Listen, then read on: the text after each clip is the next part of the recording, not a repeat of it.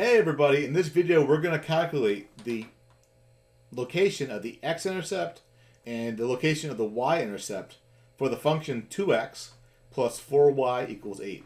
So first of all, come over here and grab a marker or a pen, it's up to you. Okay?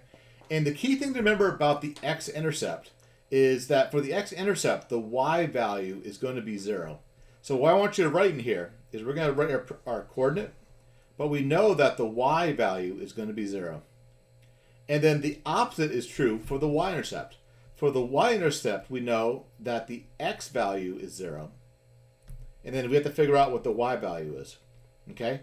So now that we know that the x-intercept, the y value is 0, what I'm going to do is I'm going to plug in 0 for the y value. So when I do that, we're going to end up with 2x. Okay? Now, 4 times 0 is just nothing, right? So that's going to be gone. So 2x equals 8. And we know that 2 times 4 is 8, right? So that means the x value is going to be 4. Now, let me come over here and erase that. Now, to find the y-intercept, we're going to now plug in a 0, okay, for the x value. So let me grab the marker again. Okay.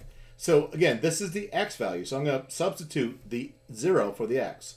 So 2 times 0 is nothing, right? So that's going to be gone. Okay, for now, I'm just going to actually just cross that out. Okay. So what's left is 4 times y equals 8. And I know that 4 times 2 is 8, right? So that means the y value is going to be 2. Okay. So to get the x-intercept, we substituted a 0 in for the y and solved for x. And then to get the y-intercept, we plugged in a 0 in for the x and solved for y. And that's how it's done.